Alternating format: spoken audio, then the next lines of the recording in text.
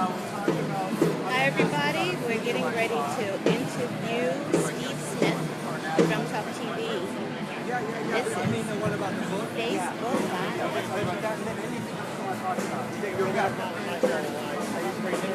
Get ready, come on, gather around. It's getting ready to start in a couple minutes. Here we go.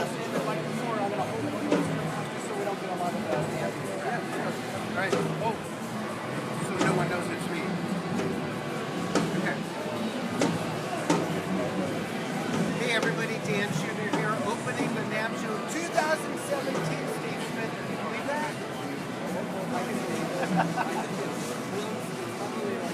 Almost 40 Well, it must be because on that note, no pun intended, Steve's going to tell us all about his 40th anniversary sonar series. Steve's been with Sonar for 40 years. You started with them when you were like 7, right? I was 22 years old, and it was in 1977, 40 years ago. Vic Firth just came up with this anniversary, celebrating 40 years, 1977. You can keep it. 1977 to 2017. And it's a long relationship. Thank you. And Carl Heinz Menzel, who is now the president of the Sonar, was there in 1977. He started in 1990. Wow. Same age, so Let's talk about the attraction to Sonar in the beginning and what has kept you with that. yeah, in the beginning, it started because I saw Bruno play Sonar Girl, Larry Jack Dupont, and loved the sound. And in 1977, I was learning the drums, and he asked me to get a drum set because I just had a small one. He wanted me to play a big double bass kit, and I set the drums in. So they distributed it across the area and bought a big double bass kit. But I ended up using Sean Lewis, Ronnie Montrose, and recorded Evolution album using that. And then I just love that the sound, the big sound, and the quality of the hardware. It's kept me totally focused on that instrument. When I play another drum set, I get a decent sound with it. It doesn't feel like the sound I like. And we certainly play differently when it's our sound that we've come to. It resonates us, and we literally feel it. I think it's at least if not more important than how we set the setup. Everything's got to be in the right place, but if the sound isn't our sound, there's sort of a disconnect, right? And still, year after year, every time we come up with something new model, whether it's the SC2 or vintage, I love what they come up with. So my 40th anniversary is essentially based on the vintage series. Oh, okay. So it's a 5 3/4 by 44 inch snare drum using beechwood. And beechwood is the wood that all Sonar drums were made of in the 70s. Wow. And so it's got the rounded bearing edges. It's very much like on the big white Journey kit that I'm using. The D2 snare to my left is essentially a vintage drum with a modern hardware.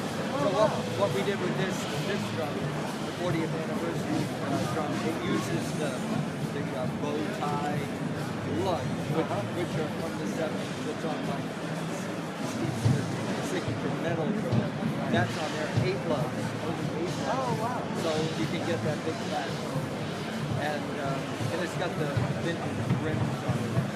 So, and the finish is Mountain Girl, which Sonar's never had a snare drum or any drum in Mountain Girl. And it's finished on the inside and the outside. Oh, wow, that's awesome. And only inside of 77, which was made. That's the year I started. Yeah.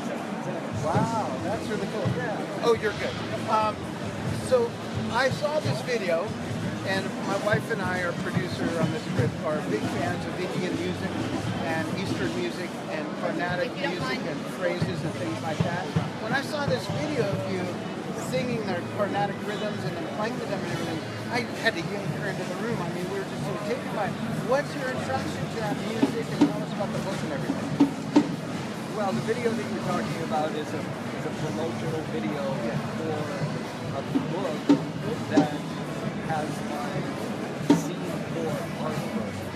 And so Scene 4 is a company that has drummers do artwork by playing in a darkened room using lighted drumsticks, using high-light photography, and then we put that on canvas. A couple of years ago, I did a collection of 13 pieces of art. They put all of them in this book. I wrote a lot about what it was like to creating these.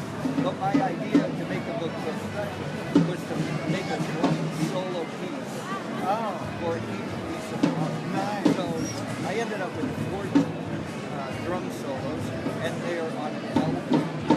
Wow. Vinyl album. Yeah, and for your children, I gotta explain to the kids out there. So there's this flat, they don't know, there's this flat vinyl thing with grooves, and it picks up sound through a needle, really cool stuff. They don't. So anyway, so it has an album with the 14 solos. In 4 of the pieces, I incorporate monocle because I've been into South Indian and North Indian rhythms since about 2000. And one of the drum kits I was using, I had a teacher from India, so I studied with him all week and really got fascinated by rhythms. They're very complex, very precise, and then I started to work with Zakir, and Zakir really tutored me in a lot of details. Then I met Selva Ganesh, who's a great computer. South Indian. He tutored me, and I toured with Zakir and Selva Ganesh and played a lot of gigs. So it's something that's been part of my repertoire. I feel pretty comfortable with it, and I've worked out a way to play the rhythm on the drum set that's somewhat approximates the contour of the drum, but puts the rhythms on the record. Beautiful stuff. The other great thing about LPs is that the artwork is much larger. I recently saw an interview with Roger Dean, who did most of the Guess's early artwork, and he was talking about how that medium just got lost and shrunk when it went down to the CD. Now there's just a download and it's a little thumbnail. It's nice to see LPs coming back even for that reason alone. Is there a world that comes with an LP or anything? With the artwork? That's what I'm saying. It's an entire book. A hardcover book With the LP. Great. The LP goes along with the book. Yeah. So it's mainly a book. It's mainly the book. It's really both. But it started with the book, and then the idea to record the drum solos was my concept. Really make a lot of interest. Did you enjoy the process of recording the photo? Yes, the process was a very unique process to create drum solos that were related to art, rather than a drum solo just for its sake. So I use the inspiration of the art to focus the solo, and you'll hear every one is pretty much a composed. It's not just like Going off. flowing through like an improvisation. They're very, very organized. And then some of them, they're solos that I've been playing for a long time, that I composed, but then they fit some of these parts, so I recorded them, I documented certain solos that I've been wanting to document. And so now you have all 14 of them, fabric of wood. And you can find it online at Steve's And it's right here on the screen. What's happening with your backup band journey? I can't help it. I had a really great year, 2016. We toured all around the USA, and it was a lot of fun and quite thrilling to get back into playing the classic tunes. This year, 2017, we're going to take it a step further, and one of the things we're doing is learning the entire Escape album and the entire Frontiers album, and there's going to be a concert where we play those entire albums. Back. So that's going to be interesting because the band, before I rejoined, had been playing the greatest hits for the last 18 years. Well, they want to get a little deeper into the catalog, and hopefully the fans hear a little deeper into the catalog. So we're adding these 2 albums.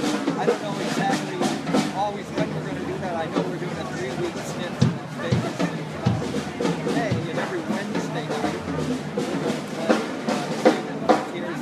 Oh, wow. And then course, in Budokan and Tokyo, Korea. And then I'm sure there'll be others. So this year we have another major U.S. tour. This year they're in mid-July. Oh, okay, great. We'll have to catch you. We missed you on this last tour when you came through Phoenix. We moved the company from Las Vegas to the Arizona, Phoenix area, and we were out of town when you came through. So we'll Have to come to Vegas. We may. That's where half our kids are. That world. Anything else you have going on with your jazz? Yeah, I mean, once I finish the Journey Tour in mid-July, I start right up at Birdland in New York with an organ trio that I have with Tony Monaco and Vinnie Allen. And then I have a new Vital Information NYC edition album coming out in late August, early September, called Heart of the City. And then I'll be touring the rest of the year with Vital Information. That's awesome. Pretty busy guy. So imparting, what's the one thing you would like all drummers to take to heart to help them just be better drummers? I know there's a million things. What's the tip of the day from Steve Smith? I don't know if I can come up with anything that valid, but basically I take my time and put in the time, a little bit of time every day, and don't expect overnight things. It takes a long time to develop drumming ability and you're a musician. And the only way you can develop musician skills is to play music with other people. Great advice. Thanks for joining us, everybody, here at the NAMM Show 2017 with myself, Dan Schinder on DrumTalkTV.com with Steve Smith here at the Sonar booth. We'll see you soon. Thanks. Thank you, Steve, so much. Really appreciate it. Thanks, everybody.